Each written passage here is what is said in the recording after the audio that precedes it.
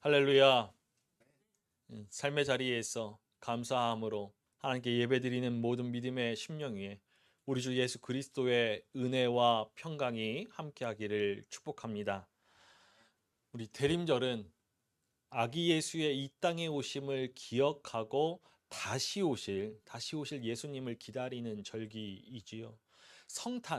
성탄을 준비하는 기간만이 아니라 그리스도의 재림을 준비하는 시간이기도 합니다. 이 대림의 절기는 주 4세기부터 지켜오기 시작했는데 주 7세기 후반에서 두 가지의 기다림이라는 의미로 그리스도의 재림을 기다리는 절기로도 지키기 시작하였습니다. 그래서 초대교회 성도들은 인사말로 마라나타, 마라나타 외치며 다시 오실 그리스도를 기다렸죠. 대림절을 뜻하는 에드벤트가 라틴어 에드벤투스에서 유래하였다라고 지난주에 말씀드렸습니다. 근데 라틴어 이 에드벤투스는 신약 성서의 언어인 헬라어 파루시아를 번역한 것입니다. 파루시아는 우리가 잘 알고 있듯이 재림과 더불어서 종말을 뜻하는 것입니다. 그러니까 그리스도의 재림, 그리스도의 종말, 이 두 가지를 파루시아가 뜻하는 것이죠. 파루시아는 오심이라는 그러한 의미와 지금 여기에 함께 계신다라는 의미를 이 두 가지를 함께 가지고 있습니다. 그러니까 그리스도의 재림, 그리스도의 종말은 성경적인 의미에서 기쁨의 재림이자 종말입니다. 참된 재림신앙은, 종말신앙은 이 다가올 만물의 마지막 때를 기다리면서 지금 여기에서 이미 임한 하나님의 나라를 살아가는 것이죠. 우리에게 참된 재림의 신앙이, 종말의 신앙이 있어야 하겠습니다. 오늘 우리가 보게 될 마태복음 25장은 천국 비유장으로 열처녀의 비유, 그리고 달란트 비유, 최후 심판의 비유 등 이렇게 세 개의 비유가 담겨져 있죠. 이 비유의 말씀 뒤에 마태복음 26장에서는 그리스도의 순환이 기록되어 있습니다. 이 마태복음 25장의 비유의 말씀은 예수님의 마지막 행적이자 가르침이 됩니다. 이 마지막 가르침에 앞서서 마태복음 24장은 세상의 종말과 심판에 관한 말씀이 기록되어져 있는데 이 말씀을 소묵시록이라고 하죠. 우리는 만물의 마지막이 가까이 왔음을 알고서 하나님 나라가 임하기를 소망합니다. 이 종말의 신앙을 가지고서 이 땅에 오신 그리스도 예수께서 다시 오실 그때를 기다리지. 그런데 늘 언제나 종말, 곧 그리스도의 재림을 이야기할 때면 그때가 언제인가에 우리의 관심이 집중됩니다. 종말의 신앙으로 그리스도 예수께서 다시 오시기를 학수고대하던 초대교회의 모습이 이 마태복음 24장, 이 24장에서 그 초대교회의 모습을 엿볼 수가 있습니다. 그러나 예수님께서 그때에 대하여서 분명하게 말씀해 주셨죠. 우리 마태복음 24장 42절의 말씀을 함께 읽어보겠습니다. 그러므로 깨어있으라. 어느 날에 너희 주가 임할는지 너희가 알지 못함이니라. 때에 대해서 집중하는 것이 아니라 집중해야 할 문제에 대해서 짚어주시죠. 언제가 아니라 어떻게가 문제입니다. 주님께서 오실 때가 아닌 주님께서 오실 것을 기다리는 그 믿음이 어떻게 살아야 하는가에 집중해야 한다는 것이죠. 다시 말해서 이 대림의 절기에 우리의 신앙이 어떠한 모습이어야 하는지를 교훈하고 있는 것입니다. 앞서 말씀드린 대로 오늘 마태복음 25장의 말씀은 열처녀의 비유입니다. 우리가 1절에서 13절의 말씀을 보아야지요. 예수님은 이 유대 사회에서 일상에서 볼 수 있었던 이 혼인 잔치를 빗대어서 천국에 대해서 말씀해 주시죠. 모든 사람들이 익숙하게 아는 그 현실의 이야깃거리, 소재를 가지고서 그 속에 감춰진 뜻을 발견하도록 이끌어 주십니다. 전통적인 유대인의 결혼은 약혼을 치른 후에 신랑과 신부가 각자의 집에서 지내게 됩니다. 그리고 결혼식 날짜가 다가오게 되면은 신랑이 신부의 집으로 가서 신부를 신혼집으로 데려가죠. 이때 신부의 친구들이 순백색의 옷을 입고서 두 가지 일을 했습니다. 하나는 등을 들고서 신랑을 맞이하는 일이었고, 다른 하나는 신부의 들러리가 되어서 신부가 신혼집으로 가는 그 길에 동행이 되어주는 것입니다. 예수님께서 오늘 1절 말씀에서 천국은 마치 등을 들고 신랑을 맞으러 나간 열 처녀와 같다라고 말씀하시죠. 처녀는 사춘기를 넘긴 아직 결혼하지 않은 여인을 말합니다. 이 열 처녀는 신부가 아니라 집 밖이나 마을 어귀에서 이 신부를 찾아오는 신랑을 맞이하기 위해서 기다리는 신부의 들러리, 신부의 친구들이죠.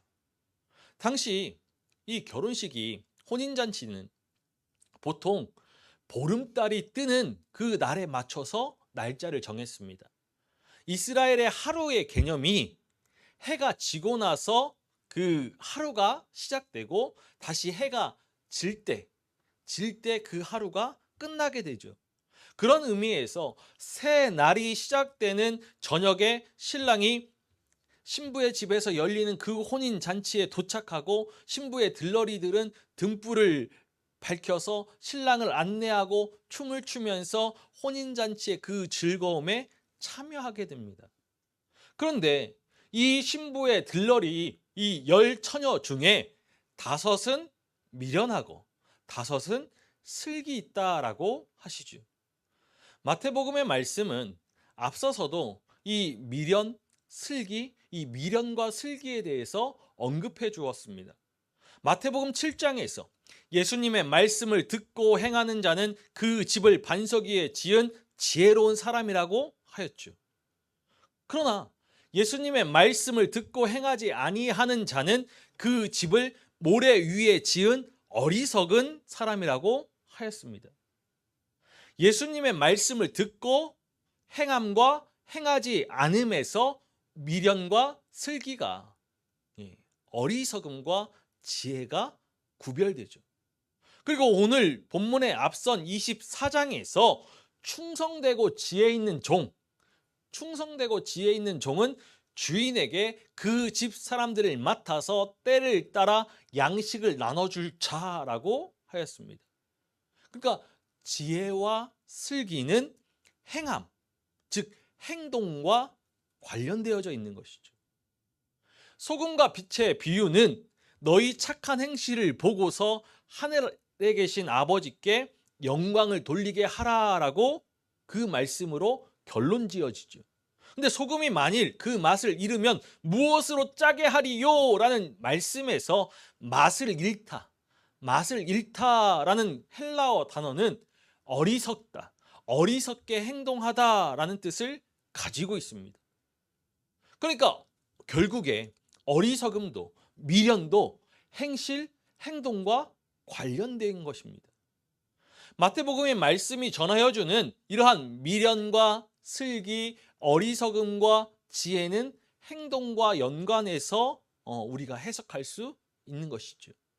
오늘 열 처녀의 비유에서도 5의 미련함은 등은 있는데 기름이 준비되어져 있지 않음에 있고 그런 행동에 있고, 5의 슬기로움은 이 등과 함께 기름을 준비한 행동으로 구분되어집니다.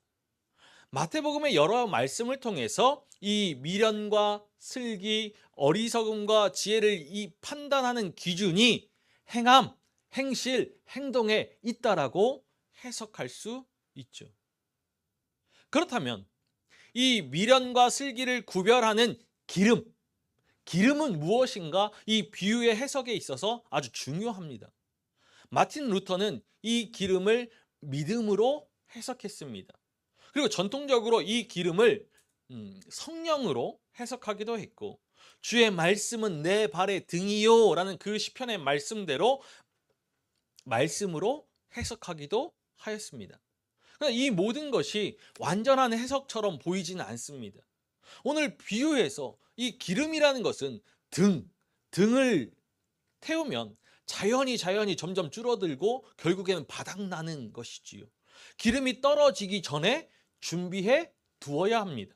그런데 믿음이나 행동을 기름에 빗대어서 본다라면은 이 행동이 소모되어서 없어지고 부족해지는 것으로 이해해야 하는데, 믿음, 행동은 사라지지 않는 것이죠.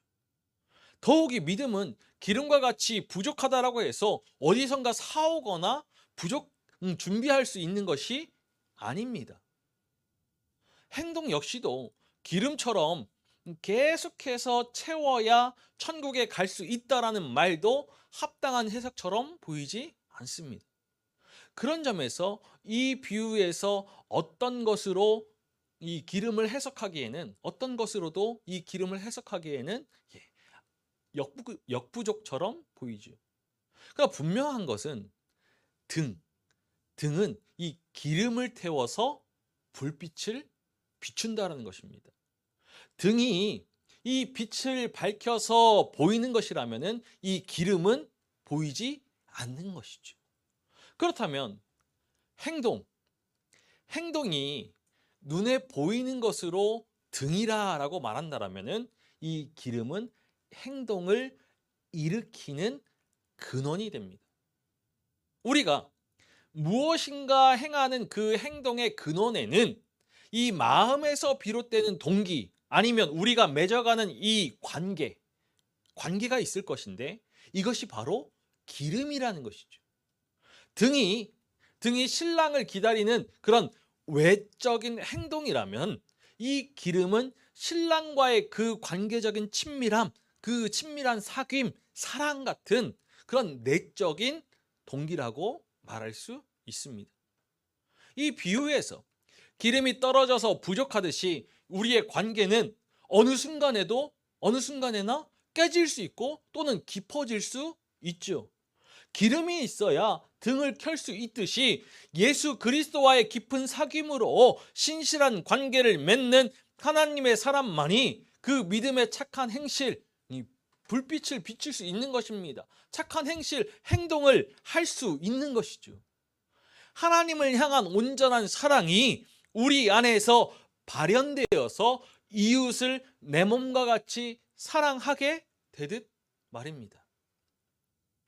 그러나 오늘 비유에서의 문제는 신랑이 더디 온다라는 것입니다. 결혼식에 신랑이 늦게 올 것이다라고 생각하는 사람은 아무도 없죠. 무슨 이유에서인지 신랑이 그 약속한 시간을 넘겨서 밤이 되기까지 도착하지 않았습니다. 초대교회도 하늘보좌 우편에 앉아 계신 예수 그리스도께서 다시 오겠다라고 하신 그 약속을 신뢰하면서 이제 곧 오실 예수님을 기다렸습니다. 그러나 시간이 흘러가지만 이 재림의 약속이 성취될 기미가 보이지 않고, 예수님 곁에서 예수님의 말씀을 직접 들었던 제자들이 이제 하나 둘 세상을 떠났죠.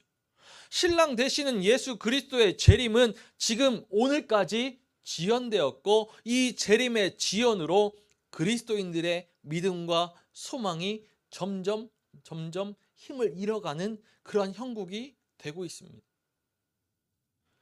이 신랑이 더디 오는 상황에서 신랑을 기다리던 사람들이 졸며 잠들었습니다. 오늘 비유의 말씀을 익히 알고 있는 우리들은 미련한 5 처녀들이 잠들고 슬기에 있는 5 처녀들은 깨어 있을 것이다 라고 생각할 수 있습니다. 그러나 오늘 5절의 말씀은 다 졸며 잘세라고 하죠. 모두 잠들었고 밤중에 보라 신랑이로다 라는 소리에 처녀들이 다 일어나서 등을 준비하였다라고 합니다.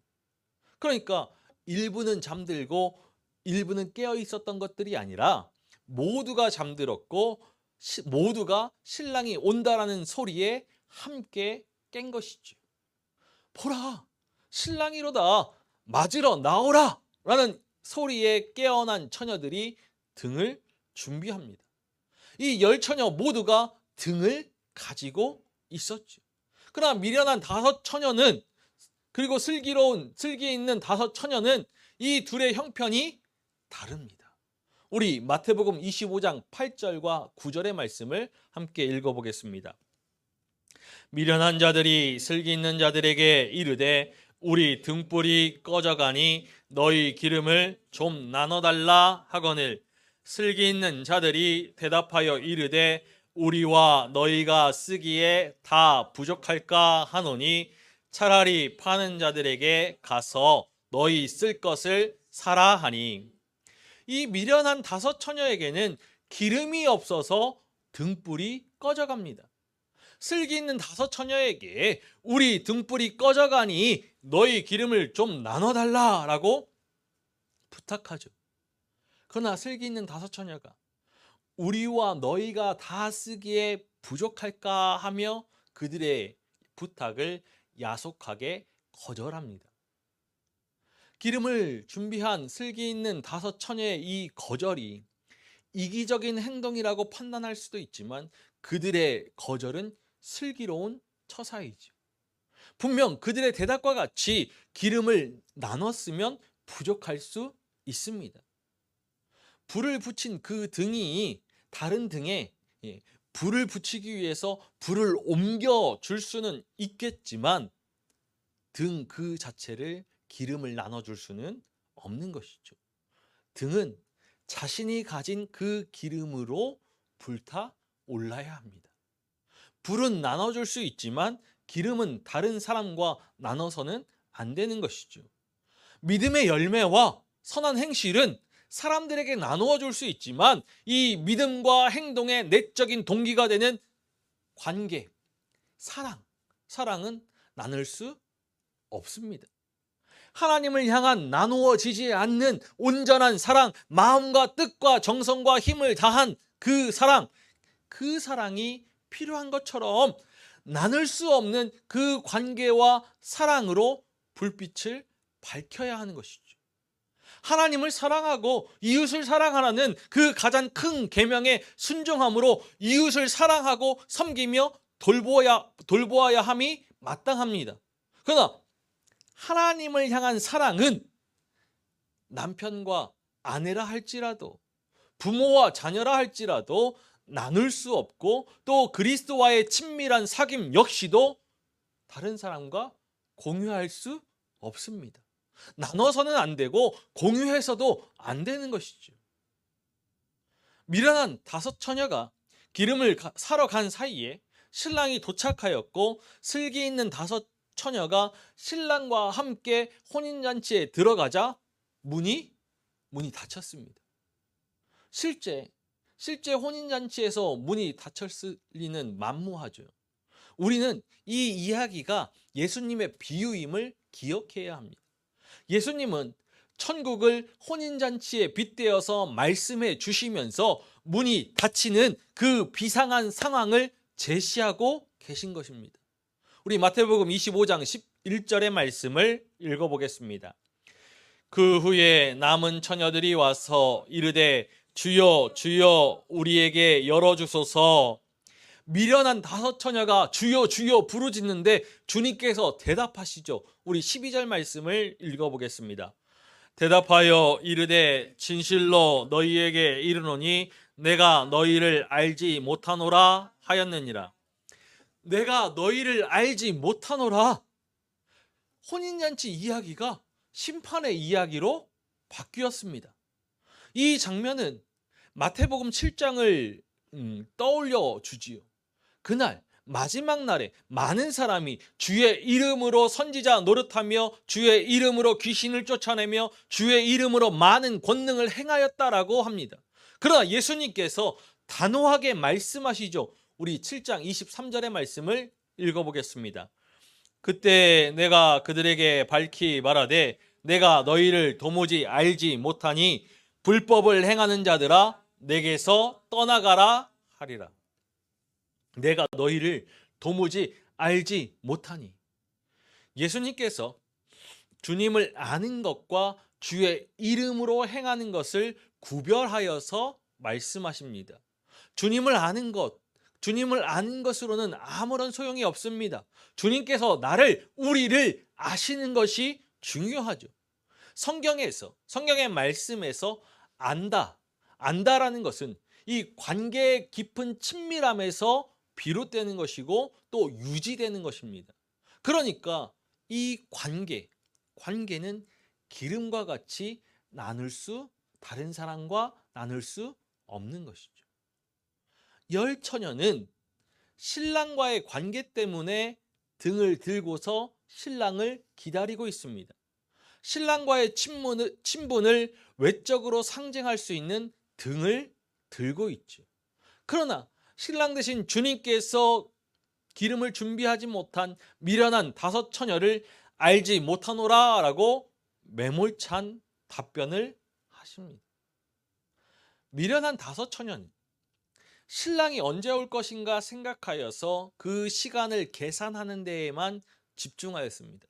신랑이 도착하는 그 시간을 예상하여서 그때 기름을 채우려 하지만 언제나 그들의 기름은 부족할 뿐이죠. 모두가 신랑이 혼인잔치에 곧 올 것이라 예상하였지만 신랑이 더디 오는 것처럼 그리스도의 재림에 대한 예측은 언제나 빗나가기 때문입니다. 마태복음 25장에 기록된 3개의 비유는 모두 종말에 관해 전해주면서 하나님의 심판을 엄중하게 경고하고 있습니다. 만물의 마지막이 가까이 왔음을 알고서 예수님의 말씀에 귀 기울여야 하죠. 우리 오늘 말씀을 다시 한번 읽어보겠습니다. 그런즉 깨어있으라. 너희는 그 날과 그 때를 알지 못하느니라. 그 날과 그 때, 신랑이 혼인잔치에 도착하는 순간을 말하는 것이죠.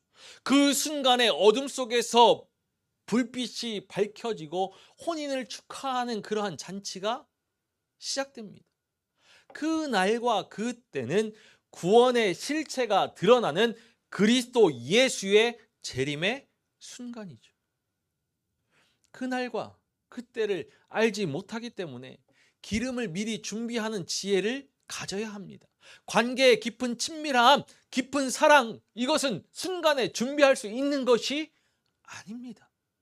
슬기 있는 5 처녀는 신랑이 올 그 시간을 계산하기보다는 자신들이 가지고 있는 그 등에 기름이 충분한지를 살피고 준비하는 일에 집중하였습니다. 이 자세가 바로 깨어있는 것이죠. 깨어있는 것입니다. 그리스도인들을 향한 그 박해 아래 있던 초대교회 성도들은 그리스도의 임박한 재림을 소망하면서 그 고난의 시간을 버텨내었습니다. 다시 오시겠다라고 약속하신 주님께서 내일이면 오실까 기대하며 실망하고, 내일은 반드시 오실 것이라고 소망했다가 또 실망하면서, 이 지난한 기다림의 시간이 실망과 좌절의 연속이었죠.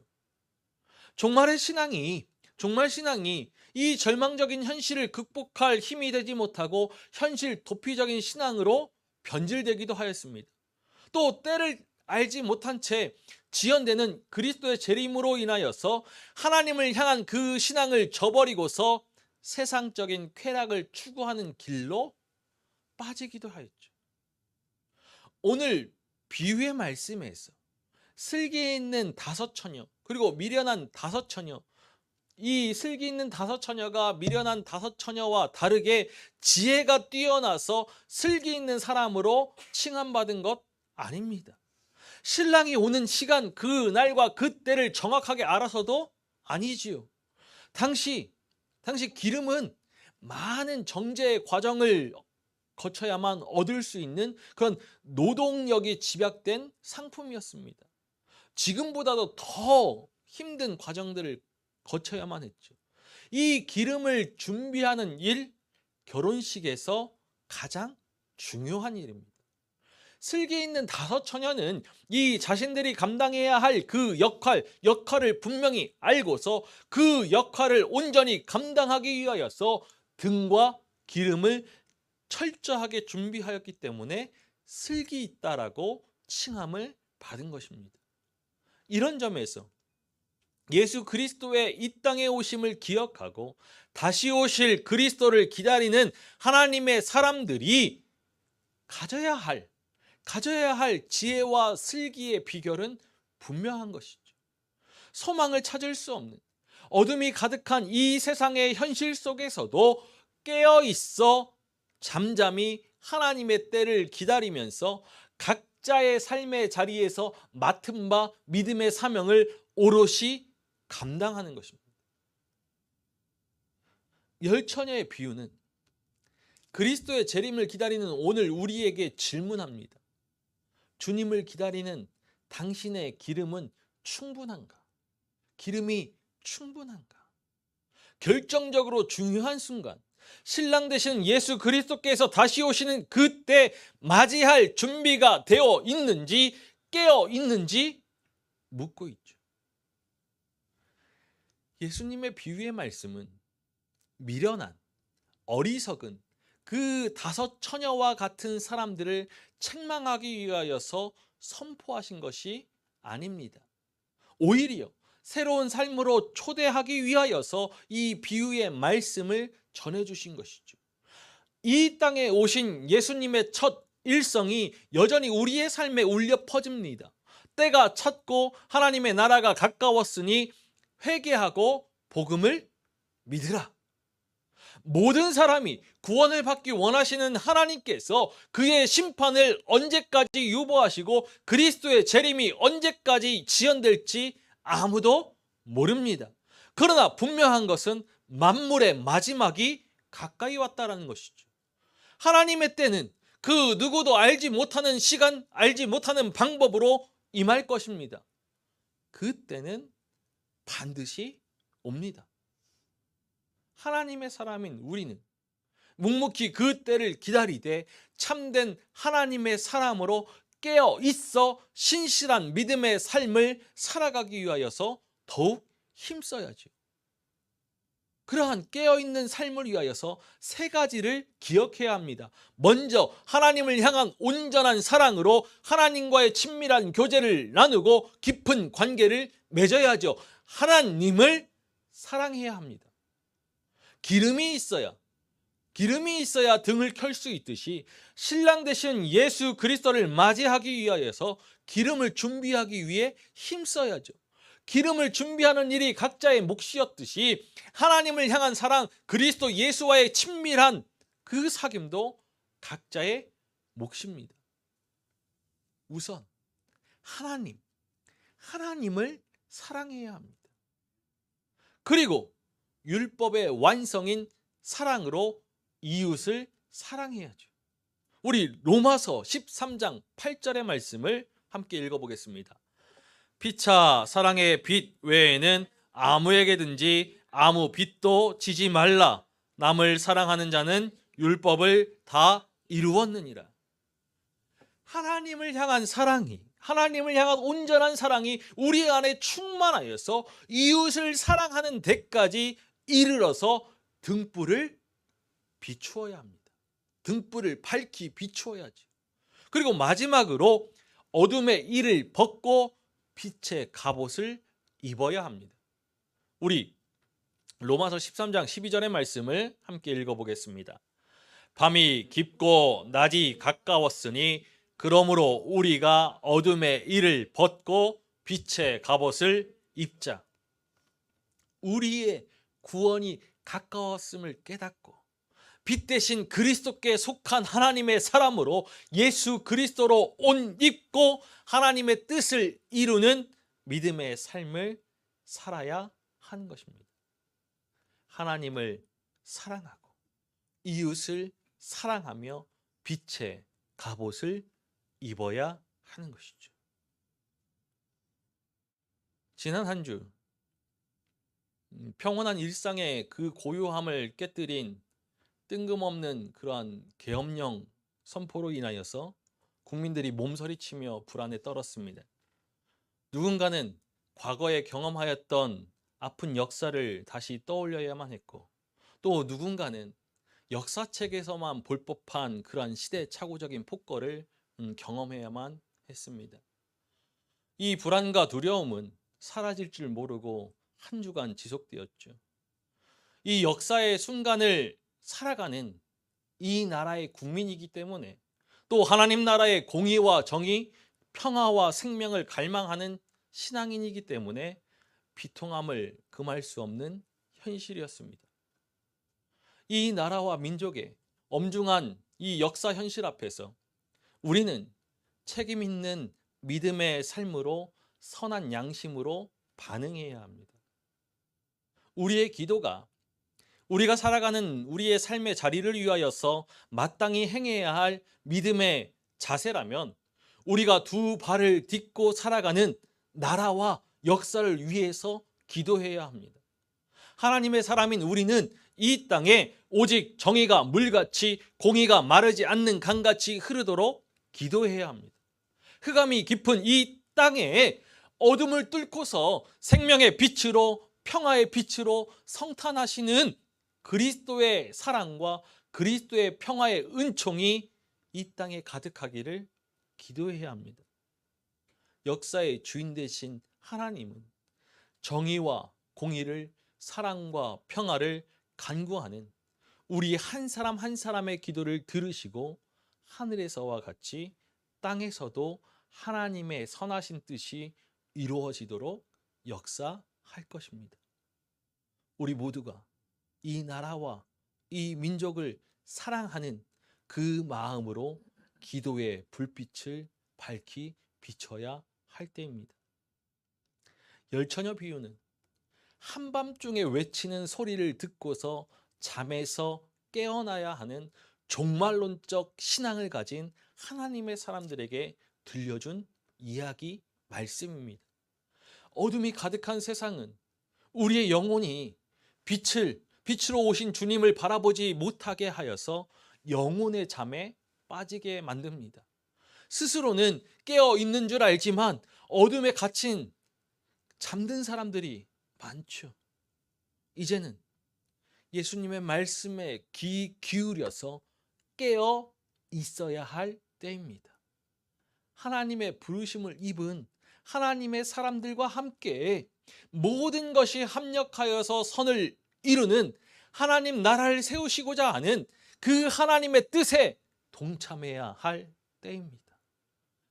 미련함을 버리고 슬기롭게 선한 양심을 깨우고 악한 일은 폭로해야죠. 어둠은 드러내야 합니다. 예수 그리스도께서 이 땅에 오셔서 이미 우리 안에 세우신 하나님의 나라를 이 땅에서 확장시켜 나아가야 합니다. 바로 이 믿음의 삶이 슬기 있는 삶이고, 깨어 있어 그리스도의 재림을 기다리는 믿음의 삶인 것입니다. 다시 오실 예수 그리스도를 기다리는 종말신앙, 재림신앙은 세상을 살아가는 우리의 인생을 두려움이 아니라 기쁨과 소망으로 인도합니다. 그러나 이 기쁨과 소망은 준비된 자에게, 준비하는 자에게만 허락되어진 것이죠. 다시 오실 예수 그리스도를 기다리는 하나님의 사람, 하나님의 사람들은 기름을 준비한 슬기 있는 다섯 처녀와 같이 슬기 있는 믿음이 되어서 혼인 잔치의 기쁨에 참여해야 할 것입니다. 사랑하는 믿음의 가족 여러분 모두가 각자의 삶의 자리에서 그리스도께서 다시 오실 그때가 더딜지라도 기다리며 깨어 있어 준비하는 그 믿음의 삶의 책임을 오롯이 감당함으로 하나님 나라의 기쁨에 동참할 수 있기를 주님의 이름으로 간절히 축원합니다.